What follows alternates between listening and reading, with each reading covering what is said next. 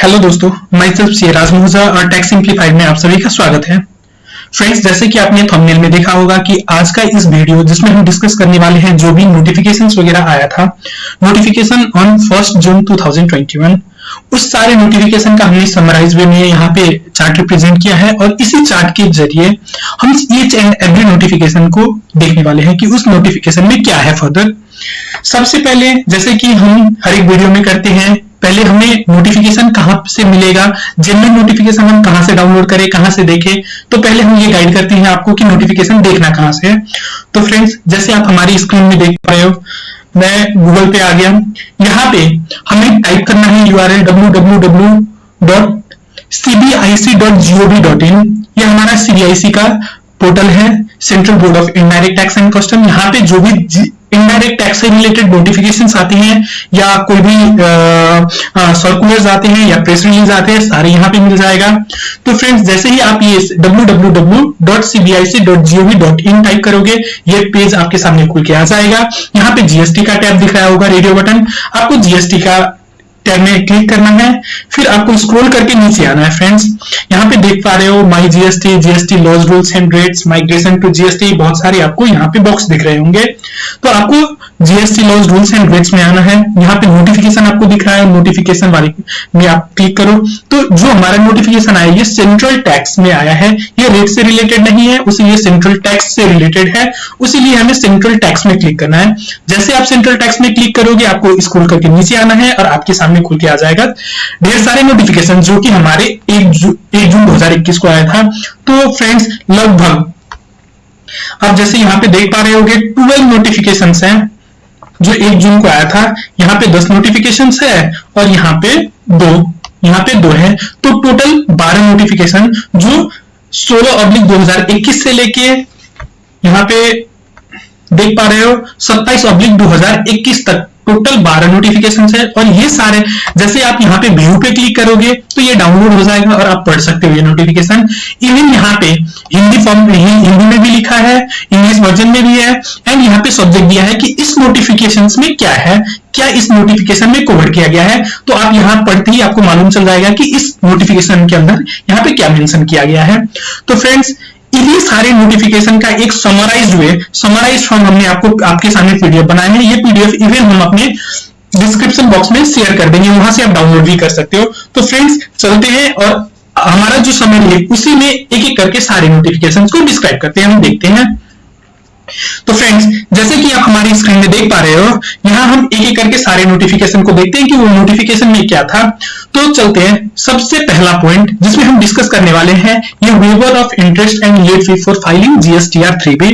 Friends, आप सभी को मालूम चल गया होगा कि बहुत सारे जो हमारा GSTR 3B है, मार्च, अप्रैल, मई, जून, ये सारे का लेट फी वगैरह हो गया था, इंटरेस्ट वगैरह में रिडक्शन था। तो इनमें कहां तक वेवर एक्सटेंड, कितने डेट तक हमारा लेट फी का वेवर है, एंड इंटरेस्ट कितना दिन तक हमारा रिड्यूस है या नील रेट है 9%, 18%, इसमें डिस्कस करेंगे। तो फ्रेंड्स, सबसे पहले आते हैं मार्च 2021।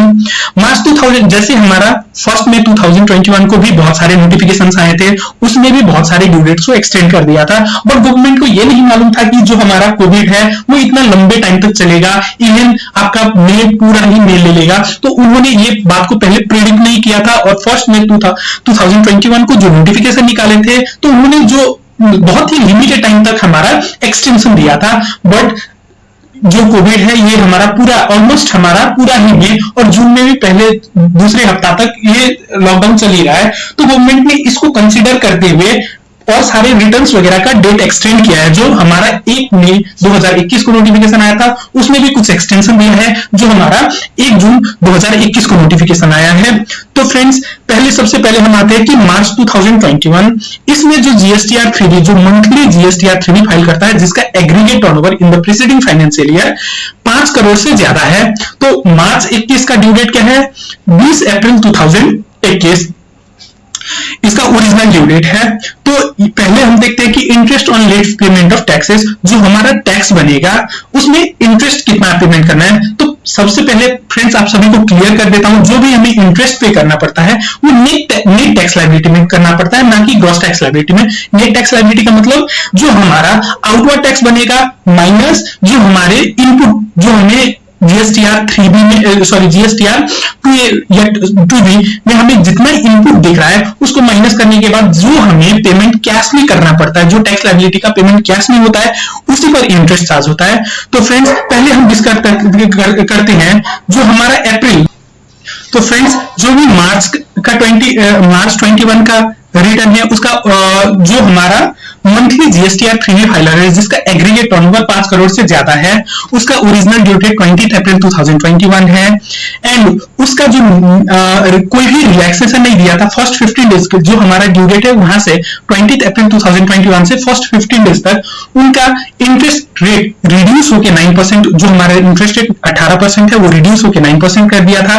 तो हमारा कहां तक जो हम मार्च 2021 का रिटर्न फाइल करेंगे तो कहां तक हम फाइल करेंगे तो हमारा जो नेट टैक्स लायबिलिटी पे इंटरेस्ट होगा वो 9% होगा। तो 5 मई 2021 तक अगर मार्च का रिटर्न GSTR 3B फाइल करते हैं तो 9% लगेगा एंड उसके ऑनवर्ड्स अगर हम GSTR 3B फाइल करते हैं मार्च का तो हमें 18% के बेसिस पे इंटरेस्ट पे 18% पर एनम के बेसिस पे हमें इंटरेस्ट पे करना होगा। एंड अब आते हैं कि लेट फी। तो हमारा 15 डेज जो ओरिजिनल ड्यू डेट है वहां से 15 डेज तक अगर लेट हम GSTR 3B अपना मार्च का फाइल करते हैं तो वहां पे आपको कोई भी लेट फी नहीं लगेगा एंड ऑनवर्ड्स अगर 15 डेज के बाद फाइल करते हैं तो हमें लेट फी पे करना होगा।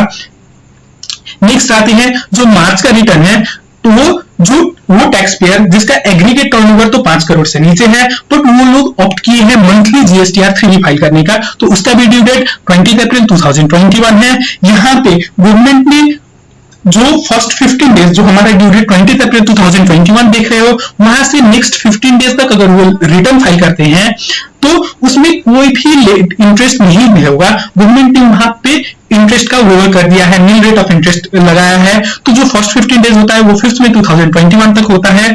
अगर 5 मई 2021 के बाद वो फाइल करता है तो नेक्स्ट 45 डेज जो 15 डेज के बाद नेक्स्ट 45 डेज का एक्सटेंशन गवर्नमेंट ने दिया है, वहां पे उनको रिड्यूस रेट ऑफ से 9% रिड्यूस रेट जो है 18% से रिड्यूस करके 9% इंटरेस्ट रेट लगाया गया है जो कि उनको नेट टैक्स लायबिलिटी में पे करना होगा। अगर वो 6 मई से लेकर 19 जून 2021 तक अगर मई का रिटर्न फाइल करता है तो उनको 9% के हिसाब से अपना इंटरेस्ट पे करना पड़ेगा नेट टैक्स लायबिलिटी में, और उससे ऑनवर्ड्स मतलब 20 जून और उसके बाद अगर वो फाइल करता है तो 18% उसमें लगता है। अब जो भी हमारा मंथली GSTR 3B जिसका टर्नओवर 5 करोड़ से नीचे है उसके लिए लेट फी कितना तो वेवर किया है गवर्नमेंट ने, तो 60 days from the due date जो 20 अप्रैल 2021 है वहां से 60 दिन का वेवर गवर्नमेंट ने दिया है। तो 60 दिन कितना बनता है टिल 19 जून 2021। तो मई 2021 का अगर 3B वो ये 19 जून 2021 तक भी अगर फाइल करता है तो उसमें कोई लेट फी नहीं लगेगा।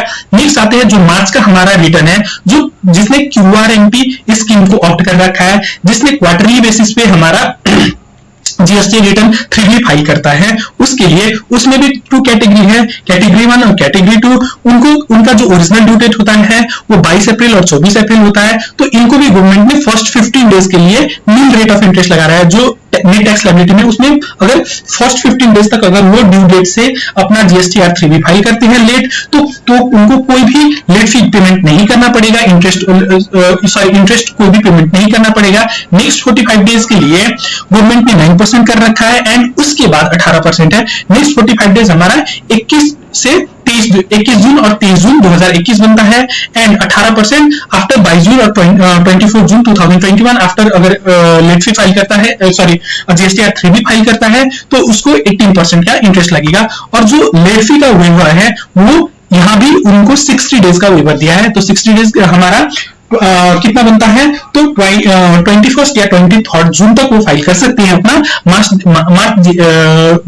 मार्च का GSTR 3B। तो फ्रेंड्स ये जितने भी ड्यू डेट्स थे ये नोटिफिकेशन नंबर 18 एंड 19 जो डेटेड 1 जून 2021 में आया था उसमें लिखा है। अब फ्रेंड्स आते हैं अप्रैल महीने का। ऐसे ही अप्रैल महीने का जो GSTR 3B का होगा उसमें क्या होगा तो हम पहले आते हैं जिसका एग्रीगेट टर्नओवर 5 करोड़ से ज्यादा है in the preceding financial year.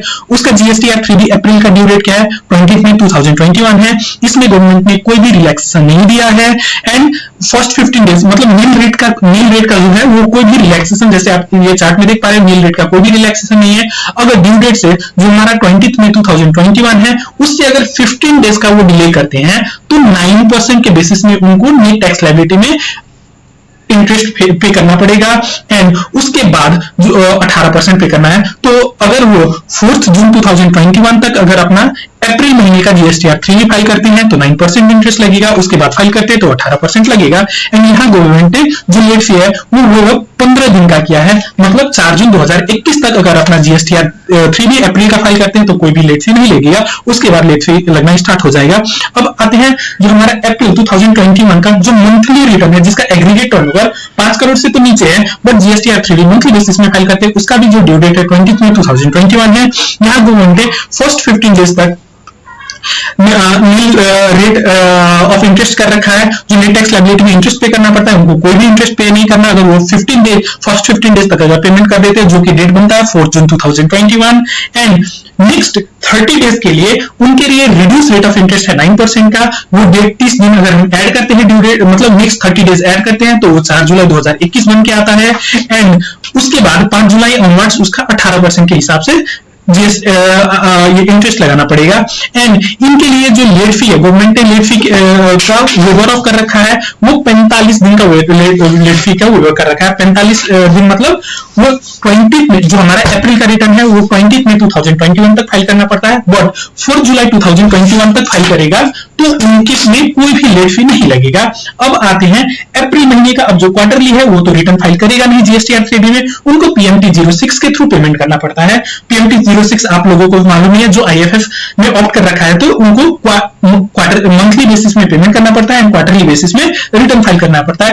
तो जो भी पेमेंट करना पड़ता है मंथली बेसिस में वो पीएमटी 06 के थ्रू पेमेंट होता है। तो पीएमटी 06 जो हमारा अप्रैल है उसका पीएमटी 06 फाइल करने का डेट है 25 मई 2021, उसमें भी गवर्नमेंट ने 15 दिन का एक्सटेंशन दे रखा है जिसमें आपको कोई भी इंटरेस्ट नहीं लगेगा। वो 15 दिन कहां तक बनता है, 9 जून 2021 तक बनता है। एंड नेक्स्ट फर्दर 30 डेज तक के लिए आपको 9% रिड्यूस रेट ऑफ इंटरेस्ट लगेगा, उनके उसके बाद 18% का लगेगा। तो फर्स्ट हमारा 30 डेज कितना बनता है, 9 जुलाई 2021 तक फाइल करते हैं तो 9% का लगेगा। एंड 18% हमारा कब से लगना स्टार्ट हो जाएगा, 10 जुलाई 2021 के बाद अगर अप्रैल का रिटर्न फाइल करते हैं तो इंटरेस्ट 18% से लगना स्टार्ट हो जाएगा। फ्रेंड्स यहाँ पे गौर करने वाली चीज है कि पीएमटी 06 के रिगार्डिंग जो लेट फी है, लेट फी का कोई, क्योंकि उसमें लेट फी का बात आता ही नहीं है। और फ्रेंड्स आते हैं, हमने अभी मार्च और अप्रैल का जीएसटीआर 3B के बारे में डिस्कस कर लिया। अब आते हैं मई का जीएसटीआर 3B। अब मई का जीएसटीआर 3B जो हमारा बड़े टैक्स प्लेयर है, बड़े टैक्स प्लेयर कौन कि जिसका aggregate turnover in the preceding financial year exceeding 5 crore है, उसका ड्यू डेट है 20 जून 2021। अब इनके लिए जो 0% ऑफ इंटरेस्ट उनके लिए कुछ नहीं है। फर्स्ट 15 डेज अगर वो अपना जीएसटीआर 3B फाइल करते हैं जो हमारा 5 जुलाई 2021 बनता है, अगर 5 जुलाई तक फाइल करनी है तो रिड्यूस रेट ऑफ 9% इंटरेस्ट लगेगा नेट टैक्स लायबिलिटी में। एंड उसके बाद अगर फाइल करते हैं तो 18% लगेगा। एंड जो लेट फी है उसका वेवर 15 डेज का दिया है कि 15 डेज तक अगर आप लेट फाइल करते हो तो आपका कोई भी जीएसटीआर 3B में लेट फी नहीं लगेगा। हमारा 15 डेज मतलब कहां तक होता है, 5 जुलाई 2021। अगर मई का रिटर्न हम 5 जुलाई तक फाइल करते हैं तो कोई भी लेट फी नहीं लगेगा। अब आते हैं वो टैक्स पेयर जिसका aggregate turnover, annual aggregate turnover in the preceding financial year 5 crore से नीचे, मतलब छोटे टैक्स पेयर, अगर उन्होंने मंथली जीएसटीआर 3B ऑप्टिंग कर रखा है तो उसका ड्यू डेट है 20 जून 2021। यहाँ फर्स्ट 15 डेज के लिए कोई भी इंटरेस्ट नहीं लगेगा। उसके नेक्स्ट 15 डेज तक जो हमारा 20 जुलाई 2021 बनता है वहां तक 9% का इंटरेस्ट लगेगा। एंड उसके बाद 18% का इंटरेस्ट रेट लगना स्टार्ट हो जाएगा। एंड जो लेट फी का वेवर है वो 30 डेज का यहाँ पे लेट फी दिया है टिल 20 जुलाई 2021, मतलब मई 2021 का जिसका ड्यू डेट है 20 जून 2021। अगर हम 20 जुलाई 2021 तक भी अगर जीएसटीआर 3B मई का फाइल करते हैं तो हमें कोई भी लेट फी नहीं देना। एंड अब आते हैं जो छोटे टैक्स पेयर जिसने क्वार्टरली बेस पे रिटर्न को चूज कर रखा है, तो क्यूआरएमपीएस में है तो उनको पेमेंट मई का PMT 06 के थ्रू करना पड़ता है। उसका ड्यू डेट है 25 जून 2021। उनका फर्स्ट 15 डेज मतलब जो हमारा 10 जुलाई 2021 बनता है वहां तक अगर वो पेमेंट करते हैं तो कोई भी उनको इंटरेस्ट नहीं लगना है। नेक्स्ट 15 डेज जो हमारा 25 जुलाई 2021 बनता है वहां तक अगर वो पेमेंट करते हैं तो 9% रिड्यूस रेट ऑफ इंटरेस्ट लगेगा जो टैक्स लायबिलिटी है। एंड उसके ऑनवर्ड जो हमारा 26 जुलाई एंड उसके ऑनवर्ड जो भी अगर वो GSTR 3 भी अपना मई 2021 का फाइल करते हैं उनको 18% के हिसाब से इंटरेस्ट देना पड़ेगा। अब यहाँ पे जो लेट फी है, लेट फी का कोई भी वेवर नहीं दिया है क्योंकि PMT 06 में कोई भी लेट फी आता नहीं है। अब फ्रेंड्स आते हैं, आगे बढ़ते हैं और आगे बढ़ते हुए देखते हैं कि जो हमारे यहाँ पे अब आओ कि जैसे फ्रेंड्स ये जितने भी हमने अभी ऊपर पढ़ाया मार्च अप्रैल मई का जो एक्सटेंशन ऑफ ड्यू डेट्स है ये सारे हमारा नोटिफिकेशन नंबर 18 एंड 19 में कवर्ड है। डेटेड 1 जून 2021 जो हमारा 1 जून को नोटिफिकेशन आया था, ये 18 नोटिफिकेशन नंबर 18 और 19 आप पढ़ोगे, ये सारे ही ड्यू डेट्स है। इसको चार्ट फॉर्म में यहाँ पे रिप्रेजेंट किया है। तो हमारा जो यहाँ पे आपने देखा था कि कैटेगरी 1 कैटेगरी 2 जो हमारा स्टेट्स है वहां पे कैटेगरी 1 स्टेट में आपका कौन कौन सा फॉल करता है आप यहाँ से पढ़ सकते हो। कैटेगरी 2 में कौन सा स्टेट फॉल करता है यहाँ भी पढ़ सकते हो। अब आते हैं हम अपना पॉइंट नंबर 2 में। पॉइंट नंबर 2 में waiver of interest for filing CMP 08। CMP 08 अब किसका है? कंपोजिशन डीलर जो अपना क्वार्टरली बेसिस में पेमेंट करते हैं। तो कंपोजिशन डीलर का जो हमारा क्वार्टरली बेसिस में पेमेंट होता है उसका ड्यू डेट क्या है? To 18th of the succeeding month. जो क्वार्टर एंड होने के बाद जो आगे का मंथ आएगा वहां के 18th तक आपको पेमेंट करना होगा CMP 08 के थ्रू। तो जो जनवरी से मार्च क्वार्टर जो था, जो 2021 फाइनेंशियल ईयर 2021 का लास्ट क्वार्टर जनवरी से मार्च तक का था, उसमें लॉकडाउन आ गया था बीच में एंड गवर्नमेंट ने उसका डेट भी एक्सटेंड कर दिया। उसका CMP 08 का एक्चुअल ड्यू डेट क्या है? जो last quarter for financial year 2021 का जो लास्ट क्वार्टर जनवरी टू मार्च है उसका CMP 08 का एक्चुअल ड्यू डेट है 18 अप्रैल 2021। 18 अप्रैल 2021 में तो लॉकडाउन था तो गवर्नमेंट ने यहां भी कुछ रिलैक्सेशन दिया है, यहां पे रिवाइज डेट। तो यहाँ पे गवर्नमेंट ने उनका फर्स्ट 15 डेज तक अगर वो लेट अपने रिटर्न फाइल करते हैं तो कोई भी उनको इंटरेस्ट पे नहीं करना है। नेक्स्ट 45 डेज तक गवर्नमेंट ने उसको रिड्यूस करके 9% कर दिया है। एंड 18 जून 2021 के ऑनवर्ड्स अगर वो अपना CMP 08 जो हमारा लास्ट क्वार्टर जनवरी टू मार्च का है अगर वो फाइल करते हैं पेमेंट करते हैं तो उनको 18% के बेसिस पे इंटरेस्ट देना पड़ेगा। ये हमारा नोटिफिकेशन नंबर 18 एंड 19 डेटेड 1 जून 2021 का जो नोटिफिकेशन है उसमें ये चीज लिखा हुआ है। अब फ्रेंड्स आते हैं हम अपने पॉइंट नंबर 3। पॉइंट नंबर 3 में यहाँ पे दिया है extension of due dates for various type of returns. अभी हमने देखा GSTR 3B का डेट्स एंड CMP 08 का। अब ऑल अदर रिटर्न है उनके बारे में हम पढ़ते हैं कि उनके बारे में डेट कहां तक एक्सटेंड हुआ है। तो पहले देखो आप पीरियड मई 2021 का जो GSTR 1 है उसका ओरिजिनल ड्यू डेट क्या है? 11 जून 2021 जिसने मंथली रिटर्न फाइल ऑप्ट कर रखा है। अब उसको जो रिवाइज ड्यू डेट गवर्नमेंट ने कर रखा है उसका 26 जून 2021 मतलब 11 जून के बदले अगर 26 जून 2021 तक फाइल करते हो तो इट्स ओके, आप फाइल कर सकते हो। ये हमारा नोटिफिकेशन नंबर 17 में लिखा है। अब आते हैं मई 21 का जो IFF है QRMPS में है उनका जो GSTR 1 का जो हमें IFF में डाटा देना पड़ता है B2B सप्लाई का, क्रेडिट नोट का, डेबिट नोट का, जो रजिस्टर्ड पर्सन है उसका जो डिटेल हमें IFF में फीड करना पड़ता है वो हमें देना पड़ता है 13 जून 2021 तक। अगर मई का IFF हमें फाइल करना है तो वो 13 जून 2021 तक फाइल करना होता था, बट इसको भी गवर्नमेंट ने एक्सटेंड करके 28 जून 2021 कर दिया। ये नोटिफिकेशन नंबर 27 में लिखा है। अब आते हैं जो ITC 04 फ्रेंड्स किसका है? ITC 04 वो फॉर्म है जिसमें हमें इनपुट और कैपिटल गुड्स का डिटेल देना होता है जो हम गुड्स सेंड करते हैं या रिसीव करते हैं फ्रॉम द जॉब वर्कर। यहाँ पे ये बोल सकते हैं जो मैन्युफैक्चरर है और प्रिंसिपल जो अपना इनपुट या कैपिटल गुड्स जॉब वर्क में भेजता है, जॉब वर्क के लिए भेजता है और या वहां से रिसीव बैक करते हैं, उनको क्वार्टरली बेसिस में एक रिटर्न फाइल करना पड़ता है जिसको हम स्टेटमेंट फाइल करना पड़ता है जिसको हम ITC 04 बोलते हैं। फ्रेंड्स ये क्वार्टरली बेसिस में फाइल होता है। तो जो हमारा फाइनेंशियल ईयर 2021 का लास्ट क्वार्टर है, जनवरी से लेकर मार्च तक वो लॉकडाउन में गुजर गया। इसका ड्यू डेट होता है अप्रैल 2021। अब गवर्नमेंट ने इसको भी एक्सटेंड करके 30 जून 2021 कर दिया है। ये हमारा नोटिफिकेशन नंबर 26 में लिखा है। नोटिफिकेशन नंबर 26 में आईटीसी 04 के रिगार्डिंग डेट को एक्सटेंड किया है, वो 30 जून 2021 कर दिया है। अब आते हैं जो हमारा फाइनेंशियल ईयर 2021, जिसमें GSTR4 जो हमें कंपोजिशन डीलर को एक एनुअल रिटर्न फाइल करना पड़ता है। जैसे हमारा नॉर्मल जो टैक्स पेयर है उसको GSTR1 फाइल करना पड़ता है, वैसे ही कंपोजिशन डीलर होता है, उनको अपना आउटवर्ड सप्लाई का डिटेल वो GSTR4 में एनुअल बेसिस में देना पड़ता है। और उसका ओरिजिनल ड्यू डेट जो हमारा फाइनेंशियल ईयर 2021 है, उसका ओरिजिनल डेट है 30 अप्रैल 2021। गवर्नमेंट ने उसको भी एक्सटेंड करके 31 जुलाई 2021 कर दिया है। वहां तक आपको आप फाइल कर सकते हो अपना GSTR4। ये नोटिफिकेशन नंबर 25 में लिखा हुआ है। और फ्रेंड्स आते हैं और सारे रिलैक्सेशंस। ये रिलैक्सेशन जैसे आप रिलैक्सेशन नंबर 4 में देख पा रहे हो, रिलैक्सेशन नंबर 4 में यहाँ पे लिखा है कि जो हमारा रिलैक्सेशन नंबर 4 यहाँ पे आप जैसे स्क्रीन में देख पा रहे हो, यहाँ पे नोटिफिकेशन नंबर 27 के बारे में। सो नोटिफिकेशन नंबर 27 में क्या लिखा है कि आपका जो रूल 36(4) सब रूल 4 और CGST एक्ट 2017 जो CGST रूल 2017 जो हमारा CGST रूल 2017 का रूल 36 सब रूल 4 है, उसमें आप मैक्सिमम जो ITC क्लेम कर सकते हो, जो हमारा GSTR 2B में हो रहा है उसका 105%, जितना हमारा GSTR 2B में हो रहा है उसका 105% हम ले सकते हैं। 105% मतलब टोटल तो ले सकते हैं, एंड एक्सेस जो हमारा GSTR 2B में दिख रहा है उसका एक्सेस 5% और ले सकते हैं नोशनल बेसिस पे ITC। तो गवर्नमेंट ने बोला है कि हमारा जो अप्रैल, मई और जून है, अप्रैल, मई और जून में आपका अकाउंटिंग जो भी आपके पास बिल आया है उसके बेसिस में आप ITC ले लो, आपको GSTR 2B को फॉलो करना नहीं है।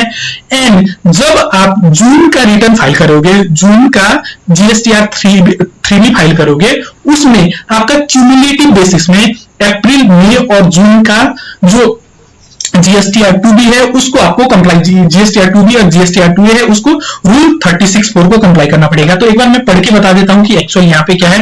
The condition in rule 36(4) of CGST rule 2017 with respect to 105% of eligible ITC from GSTR 2A is to be seen cumulative for the period April, May, June. Cumulative हमें देखना है अप्रैल और मई और जून के मंथ के regarding, while taking credit in from GSTR 3B for the tax period of जून 2021। जब हम जून 2021 का टैक्स GSTR 3B फाइल करेंगे उसमें हमें क्यूमुलेटिव अप्रैल, मई और जून का कंप्लायंस देखना है रूल 36(4) का। फ्रेंड्स आई होप आप लोग सभी को समझ आ गया होगा। अब हम चलते हैं अपना नेक्स्ट नोटिफिकेशन नंबर जो है नोटिफिकेशन नंबर 24। नोटिफिकेशन नंबर 24 में क्या लिखा है अब ये देख लेते हैं। तो यहाँ पे लिखा है कि कोई भी टाइम लिमिट, कोई भी कंप्लायंस या कोई भी कंप्लीशन ऑफ एनी एक्शंस, कोई भी अथॉरिटी या कोई भी पर्सन के द्वारा जो हमारा फॉल करता है बिटवीन 15 अप्रैल 2021 टू 29 जून 2021, उसको गवर्नमेंट ने एक्सटेंड कर दिया। एक्सटेंड करके कितना कर दिया 30 जून 2021। मतलब कोई भी कंप्लायंस या कोई भी कंप्लीशन का टाइम लिमिट है, उसका अगर ड्यू डेट फॉल करता है अप्रैल 15 2021 या वहां से लेके जून 29 2021 तक अगर ड्यू डेट फॉल करता है तो उसको एक्सटेंड करके 30 जून 2021 कर दिया है। अब आते हैं नोटिफिकेशन नंबर ये हमारा अभी जो हमने देखा वो नोटिफिकेशन नंबर 24 में लिखा है। नोटिफिकेशन नंबर 24 में और क्या लिखा है वो देखते हैं नीचे पॉइंट नंबर 3 में। तो यहाँ पे पॉइंट नंबर 3 में है कि अगर आप कोई भी रजिस्ट्रेशन के लिए अप्लाई करते हो तो वेरिफिकेशन का टाइम अगर आपका फॉल कर रहा है 1 मई 2021 से लेकर 30 जून 2021 तक, तो उसको एक्सटेंड करके 15 जुलाई 2021 कर दिया। ये भी फ्रेंड्स नोटिफिकेशन नंबर 24 में लिखा है।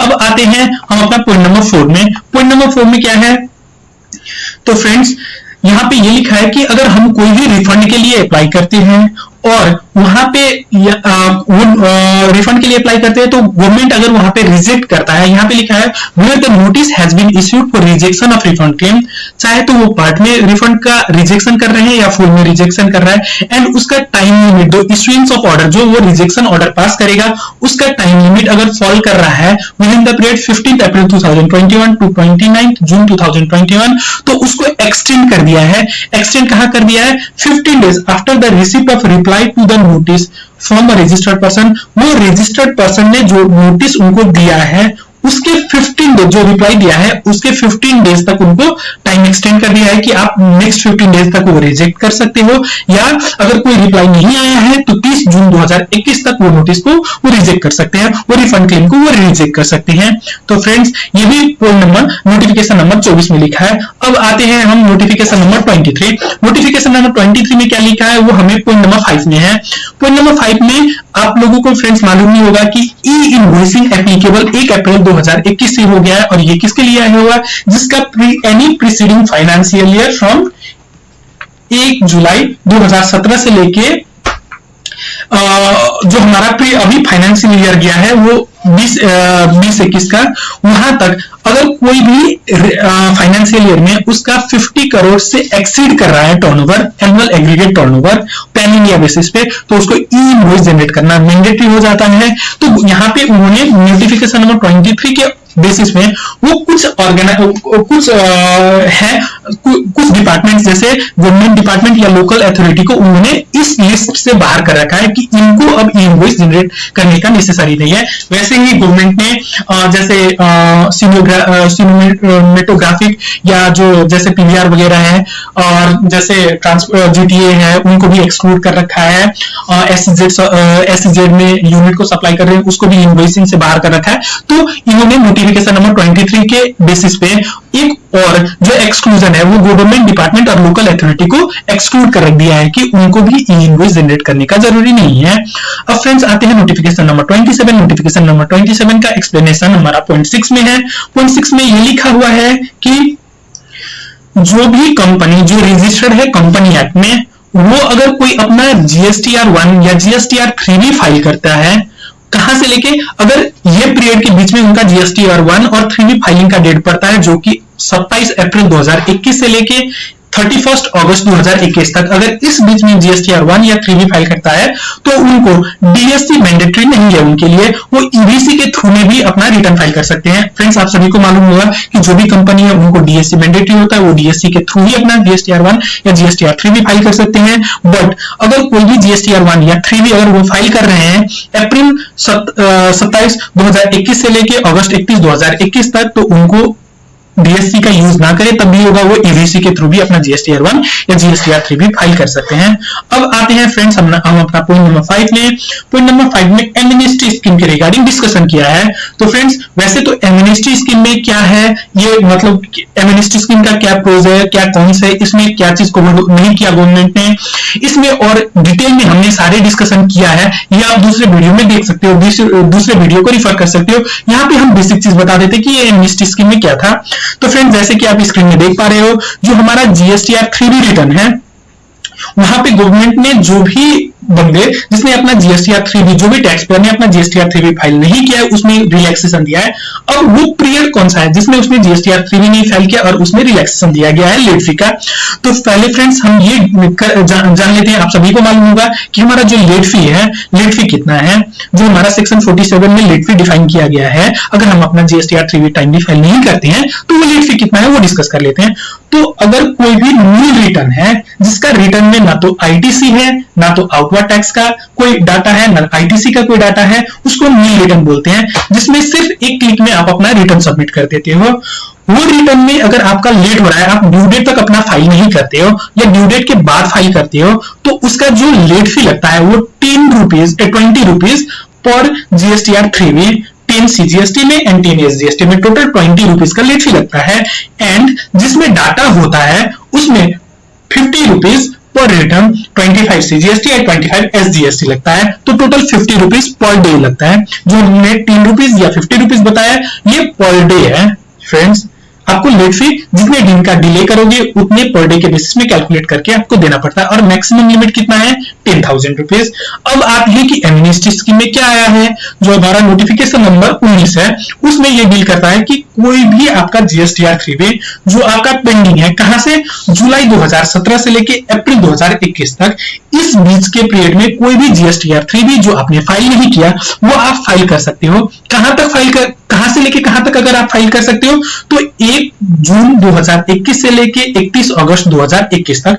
अगर इस पीरियड में आप जुलाई 2017 से लेके अप्रैल 2021 तक का कोई भी जीएसटीआर 3B फाइल करते हो तो हमने अभी जो ओरिजिनल लेट फी डिस्कस किया था, जो कि हमारा न्यू रिटर्न के केस में 10 रुपया पर डे था, और जिसमें न्यू रिटर्न नहीं था उसमें 50 रुपीज पर डे था, वो आपको नहीं लगेगा। तो कितना लगना है, जिसका मील रेट है उसको मैक्सिमम 500 रुपीज पे करना है पर रिटर्न। जैसे आपका कोई भी रिटर्न रह रहा है जुलाई से लेकर अप्रैल तक, कोई भी रिटर्न आपने जो फाइल नहीं किया है, अगर वो न्यू रिटर्न है और अभी आप चाहते हो कि उसको फाइल करें तो आपका पर रिटर्न मैक्सिमम 500 रुपीज लगेंगे। एंड अगर उसमें अगर कोई टैक्स लायबिलिटी है या आईटीसी का डिटेल है तो उसमें आपको 1000 पर रिटर्न रुपीज देना होगा लेट फी। तो मैक्सिमम हमारा कितना था, 10,000 था, उसको गवर्नमेंट ने रिड्यूस करके 500 और 1000 रुपीज कर दिया है। तो यही चीज नोटिफिकेशन नंबर 19 में लिखा है फ्रेंड्स। और भी डिटेल हमने एमनेस्टी स्कीम की रिगार्डिंग एक दूसरा ही वीडियो बनाया है, प्लीज आप उसको रिफर कर लेना। ईच एंड एवरी डाउट आपका क्लियर हो जाएगा कि लेट फी में क्या, लेट फी में ये एमनेस्टी स्कीम में आईटीसी ले सकते हैं नहीं ले सकते हैं, लेट फी का क्या है और मात्रा, ये और इंटरेस्ट का क्या होगा, ये सारी चीज हमने दूसरे वीडियो में कवर कर रखा है डिटेल में। आप प्लीज उसको गो थ्रू कर लीजिएगा, आपका each and every doubt clear हो जाएगा। और हम फ्रेंड्स आते हैं पॉइंट नंबर 6 में। पॉइंट नंबर 6 में जैसे आप देख रहे हैं यहाँ पे रेशनलाइजेशन ऑफ लेट फी, जो हमारा सेक्शन 47 है उसमें एक तो एमनेस्टी स्कीम है। एमनेस्टी स्कीम में जो गवर्नमेंट ने कवर किया वो जुलाई 2017 से लेकर अप्रैल 2021 तक का ये रिटर्न कवर किया। एंड उसके बाद जो फर्दर हमारा जीएसटीआर 3B फाइल होगा वो हमारा ये जो नोटिफिकेशन नंबर 19-20 में है ये कवर कर रहा है कि इसमें लेट फी को कितना रिड्यूस किया है। तो यहाँ पे आप देख पा रहे हो फ्रेंड्स, जैसे हमारा जीएसटीआर 1, हम आपको भी मालूम होगा फ्रेंड्स, हमारा जीएसटीआर 1 है उसमें भी लेट फी लगता है, बट वो हमें रिटर्न फाइल करते टाइम पेमेंट नहीं करना पड़ता है। अगर कोई भी हम जीएसटीआर 1 लेट अगर फाइल करते हैं तो डिपार्टमेंट नोटिस भेजता है कि आपका इतना लेट फी जीएसटीआर 1 में बन रहा है, फिर हमसे वो लेट फी रिकवर किया जाता है। बट जो जीएसटीआर 3B का लेट फी है वो जीएसटीआर 3B का नेट टैक्स लायबिलिटी जब हम पेमेंट करने जाते हैं वहीं पे शो हो जाता है और हमें पेमेंट करना पड़ता है टैक्स के साथ साथ। और फ्रेंड्स हम आते हैं कि जो हमारा पॉइंट नंबर 6 में जो हमारा लेट फी के रिगार्डिंग फर्दर गवर्नमेंट ने स्टेप्स लिए हैं वो क्या है उसके बारे में डिस्कस कर लेते हैं। जैसे कि आप ये कॉलम में देख पा रहे हैं फ्रेंड्स, हमारा जीएसटीआर 3B और जीएसटीआर 1 के रिगार्डिंग बात कर रहे हैं। अब कैटेगरी यहाँ पे डिवाइड किया है कि कौन से कैटेगरी आपका मतलब कैटेगरी क्या है। तो यहाँ पे कैटेगरी, एनुअल टर्नओवर और मैक्सिमम लेट फी कितना है, नोटिफिकेशन कौन सा क्या बोलता है, तो एक एक करके हम देखते हैं। अगर कोई भी नील टैक्स लायबिलिटी है जो जीएसटीआर 3B या जीएसटीआर 1 में कोई भी डिटेल नहीं देना, हमें नील फाइल करना है, तो हमारा जो एनुअल एग्रीगेट टर्नओवर कुछ भी हो जाए मतलब नहीं है, आपको जो मैक्सिमम लेट फी पे करना है वो 500 रुपीज पर जीएसटीआर 3B या जीएसटीआर 1 पे करना होगा। फ्रेंड्स यहाँ पे मैक्सिमम लेट फी लिखा है, ये आप गौर करना। जो हमारा अगर जैसे हमारा नील रिटर्न है जीएसटीआर 1 और जीएसटीआर 3B नील हम फाइल करते हैं तो इसमें लेट फी कितना लगता है, 20 रुपीज पर डे लगता है। तो मैक्सिमम आपको 10,000 नहीं लगेगा, मैक्सिमम आपको 500 ही देना पड़ेगा जो, ठीक है। अब आती है कि हैविंग टैक्स लायबिलिटी, जब हमारे पास जो जीएसटीआर 3B या जीएसटीआर 1 में कोई डाटा होगा, हम न्यू नहीं फाइल कर रहे हैं, तो अगर मेरा अप टू 1.5 करोड़ तक annual aggregate turnover in the preceding financial year है, तो मैक्सिमम लेट फी, जो छोटे टैक्स पेयर है उसको मैक्सिमम लेट फी का कैपिंग कितना कर दिया गवर्नमेंट ने, 10,000 से रिड्यूस करके 2,000 कर दिया है। और जिसका टर्नओवर है annual aggregate turnover in the preceding financial year अगर 1.5 करोड़ से लेकर 5 करोड़ तक है तो उसका 10,000 से रिड्यूस करके लेट फी गवर्नमेंट ने पर रिटर्न जो है मैक्सिमम लेट फी वो 5,000 कर दिया है। एंड जिसका annual aggregate turnover above 5 crore है उसके रिगार्डिंग अगर कोई भी वो लेट फाइल करते हैं तो मैक्सिमम उनका 25 rupees per day, maximum 2 rupees 10,000। तो ये हमारे जो नोटिफिकेशन नंबर 19 और 20 में यही लिखा है लेट फी के रिगार्डिंग। और फ्रेंड्स हम आते हैं यहाँ पे जीएसटीआर 4 के रिगार्डिंग। जीएसटीआर 4 में कंपोजिशन डीलर हैविंग नील टैक्स लायबिलिटी, जो भी हमारा कंपोजिशन डीलर है उनके रिगार्डिंग ये बात करता है, उनको जीएसटीआर 4 फाइल करना पड़ता है। उनमें कोई भी टर्नओवर का बाउंडेशन नहीं दिया है गवर्नमेंट ने। उनका मैक्सिमम अगर जीएसटीआर 4 वो फाइल कर रहा है तो मैक्सिमम उनको जो लेट फी पेमेंट करना है वो 50 रुपीज का लेट फी मैक्सिमम पेमेंट करना है। और उसमें कोई टैक्स लायबिलिटी अगर है, कोई डिटेल उसमें फीड कर रहा है जिसमें टैक्स लायबिलिटी लग रहा है, तो उसका मैक्सिमम कैपिंग गवर्नमेंट ने 2000 रुपीज का कर दिया है। वैसे ही गवर्नमेंट ने जो लेट फी रिड्यूस कर दिया जीएसटीआर 7 के रिगार्डिंग, पर्सन जो हमारा जीएसटीआर 7 किसका है, टैक्स डिडक्टेड एट सोर्स, जो टैक्स डिडक्टेड एट सोर्स कर रहा है उसको रजिस्टर्ड पर्सन को अपना जीएसटीआर 7 में रिटर्न फाइल करना पड़ता है। तो उसके रिगार्डिंग भी गवर्नमेंट ने लेट फी को रिड्यूस कर दिया। लेट फी को रिड्यूस कितना कर दिया है, reduce to 50 rupees per day, जो हमारा 25 रुपए से जीएसटी और 25 रुपए एस जीएसटी है। मैक्सिमम कितना है 2000 तक मैक्सिमम है, मैक्सिमम कैपिंग 2000 का है। तो फ्रेंड्स, आप सभी को लग रहा होगा कि जो हमारा एमनेस्टी स्कीम आया है और रिडक्शन ऑफ लेट फी जो अंडर सेक्शन 47 है, उस दोनों में डिफरेंस क्या है अभी जो हमने देखा। तो आपको मेजर डिफरेंस बता देता हूं फ्रेंड्स। जैसे ये एमनेस्टी स्कीम है, एमनेस्टी स्कीम में अब जब आपका जो टैक्स पीरियड कवर किया है वो जुलाई 2017 से लेके अप्रैल 2017 तक का अगर कोई भी जीएसटीआर 3 भी आपका पेंडिंग है तो उसी का बेनिफिट दिया गया। और बेनिफिट आप कब अवेल कर पाते हो, अगर आप ये जो पेंडिंग रिटर्न है उसको फाइल करते हो 1 जून 2021 से लेके 31 अगस्त 2021 तक। अगर ये पीरियड के बीच में जो भी पेंडिंग रिटर्न जो कि जुलाई 17 से लेके अप्रैल 21 तक है उसका आप जीएसटीआर 3 फाइल करते हो, तभी ये एमनेस्टी स्कीम का बेनिफिट आप उठा सकते हो।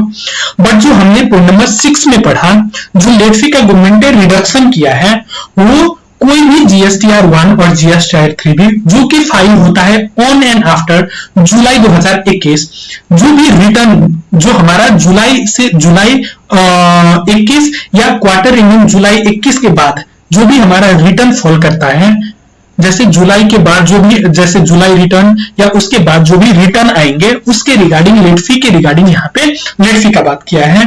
तो पुराने जो प्रीवियस 17 से जुलाई 17 से लेके अप्रैल 2021 तक का कोई भी लेट फी है तो ये एमनेस्टी स्कीम डील करेगा। एंड जुलाई ऑनवर्ड्स के बाद कोई भी रिटर्न है जो हमें फाइल करना है जिसका ड्यू डेट फॉल करेंगे उसके रिगार्डिंग ये नीचे वाला लेट फी का रिडक्शन का बेनिफिट आएंगे। तो फ्रेंड्स, आई होप जो भी 1 जून 2021 को जो 12 नोटिफिकेशन आए थे, वो नोटिफिकेशन नंबर 16 से लेके 27 तक आप सभी को क्लियर हो गया होगा। ये फ्रेंड्स, जो ये चार्ट है हमने अपने कमेंट बॉक्स अपने नीचे हमने अपने वीडियो के डिस्क्रिप्शन में भी इसको अपलोड कर दिया है। आप इसको चाहे तो डाउनलोड करके अच्छे से देख सकते हो, पढ़ सकते हो एंड अकॉर्डिंगली अपना रिटर्न वगैरह फाइल कर सकते हो। फ्रेंड्स, ये जो आप डेट देख रहे हो बहुत ही टिपिकल है, थोड़ा रिमेंबर करने में दिक्कत होगा, तो इसका प्रिंट आउट लेके अपनी जो डेस्क है वहां पे आप अटैचमेंट लगा सकते हो कि आप ये डेट आपको याद रहे, आप भूले नहीं। तो फ्रेंड्स, आई होप ये वीडियो आपके लिए इंफॉर्मेटिव रहा होगा। So stay tuned, stay connected and stay subscribe. मिलते हैं अगले वीडियो में, और जो नेक्स्ट वीडियो हमारा एमनेस्टी स्कीम के रिगार्डिंग है ये आप जरूर देखना, क्योंकि ईच एंड एवरी डाउट आपका एमनेस्टी स्कीम से रिलेटेड आपका क्लियर हो जाएगा।